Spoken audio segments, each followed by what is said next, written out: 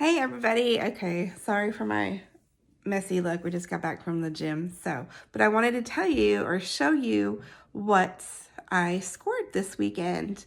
I did find some recipes, so I wanted to give you a quick look at what I found because I'll show you. Hang on. So I scored these two gems. Ta-da! There's my ta-da. I have to do it in every video because Anthony makes fun of me for doing it. So this is what I saw in pictures on the estate sale website that we look at. Anthony was like, look, there's a thing, and it was open. So I was like, oh, and there's handwritten stuff. So when we got to the estate sale, I did find this. I was like, okay, it doesn't look like it was like a lot of old handwriting. It looks kind of, like my younger penmanship. But there's a lot of good stuff in here. I think it's a lot of sweets. But anyway, so I found that. And then luckily, I went and I found some cookbooks.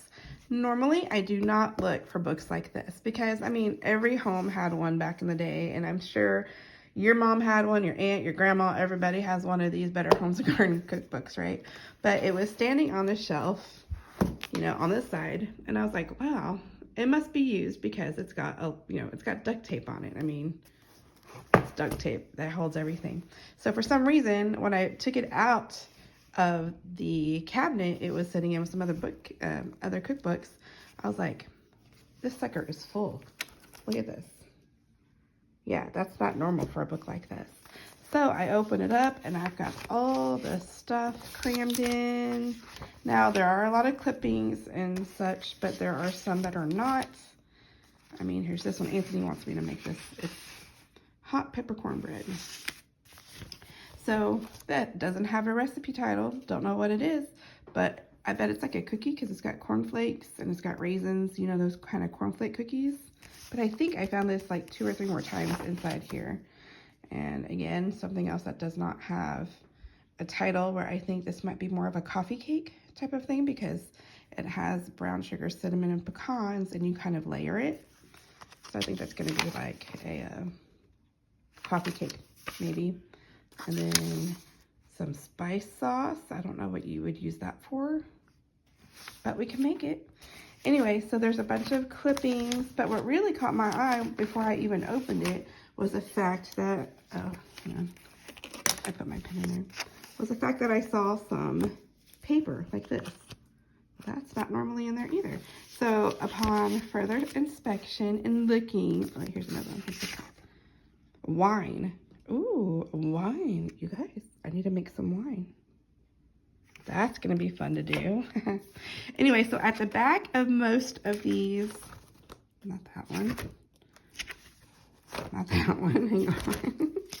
Here we go. At the back of most of this one is appetizers and beverages. You go to the back and they have added some paper with recipes on it. So this one is for a 7-layer dip, which I think most people already know how to make a 7-layer dip, but I can make it again. So that's pretty cool. And they actually took the time to write it out and include it where it needs to be. There's bread, and a lot of them have by Grandma Anthony's bread recipe.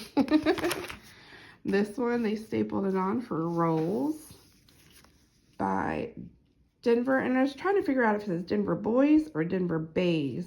It's Melanie's brother-in-law, and you probably already saw it, but there's an address down there. So I thought maybe I'll send them a letter and see. Denver Boys, Denver Bread, or Denver Bays, I don't know. Texas cornbread, rolls, biscuit. I know it's supposed to be bisquick, but there was one in here. I don't know if I can find it. I don't want to take too long. There's another bread recipe. It said jalapeno, but it was spelled with an H. Strawberry cake, egg cake, carrot cake. I thought about making that for Easter, but chocolate cheesecake. There's a coffee cake. I'm guessing that's the icing for the chocolate cake. Fresh apple cake. Red velvet cake. Carrot cake, but I didn't make it for Easter. egg cake with icing. I mean, strawberry cake. This is from Barbara Pearson from Trinity Valley, June 16th, 1976. So this was a really, really good find. Like I said, there's some in just about every section has, sorry, I'm not doing a very good job because I'm trying to look, has papers in it, which I think is really cool. Crawfish etouffee. That might be a fun one to make. I've never made anything with crawfish in it. Anyway, Campbell's frozen cream. Okay, wait a minute. Campbell's frozen cream of shrimp soup. Do they still? I've never seen Campbell's frozen cream of shrimp soup. Is that the title? Or is that, I don't know. Anyway, and then this, I had to look into this. I thought this was kind of funny. This certificate entitles you to 1 complimentary luncheon for 2 in Tichy's Downtown Tea Room or North Park Granada Room. So, I wonder if that restaurant is still around.